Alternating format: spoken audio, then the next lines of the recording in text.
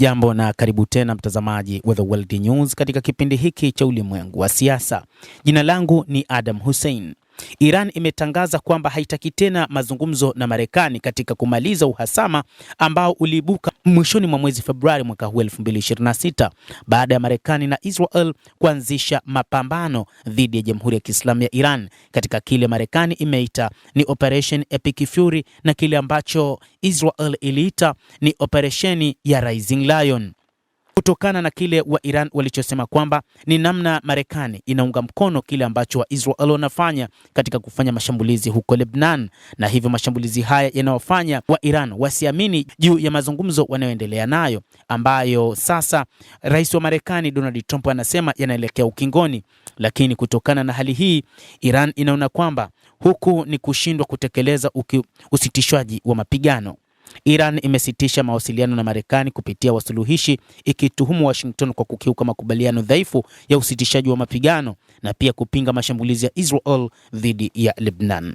Shirika la habari la Iran Tasnim limeripoti siku ya Jumatatu kwamba timu ya ujumbe unaoshiriki mazungumzo upande wa Iran imesitisha mchakato wa mawasiliano na Marekani kupitia wasuluhishi kupinga mashambulizi yanayoendelea yanayofanywa na Israel dhidi ya Lebanon. Waziri wa mambo ya nje wa Iran Abbas Araghchi katika ujumbe aliochapisha kwenye ukurasa wake wa X amebainisha msimamo wa nchi yake akisema hatua ya kukiukwa kwa makubaliano ya kusitisha vita Lebanon ni sawa na kukiukwa kwa makubaliano hayo kwa pande zote, na Marekani na Israel zinahusika na athari zozote zinazojitokeza. Hata hivyo, kwa upande mwingine, Rais Masoud Pezeshkian ameahidi kuisaidia Japan kupitisha meli zake katika mlango wa Hormuz ambao umefungwa tangu vilipoanza vita vya Mashariki ya Kati mwezi Februari. Iran imesema itazidi kufunga mlango wa bahari wa Hormuz, na ni kutokana na kile kinachofanywa na Israel inaendeleza mapigano katika nchi ya Lebanon. Kadri Israel inavyopanua operesheni Lebanon na Hezbollah kuimarika, matumaini ya mazungumzo ya amani ya Washington na Iran yanafifia, na imezuka sasa wa Iran wanasema hawawezi kuendelea na mazungumzo. Wachambuzi wanasema hali ni mbaya zaidi nchini Lebanon, huku takribani watu zaidi ya 3,000 wakiripotiwa kuuawa katika mashambulizi yaliyoendelea tangu kuanza kwa uhasama huo. Lebanon iliingia rasmi kwenye mvutano mpana wa Mashariki ya Kati mnamo Machi 2 mwaka huu baada ya wapiganaji wa kundi la Hezbollah kuishambulia Israel kulipiza kisasi kufuatia mashambulizi ya Marekani na Israel dhidi ya Jamhuri ya Kiislamu ya Iran.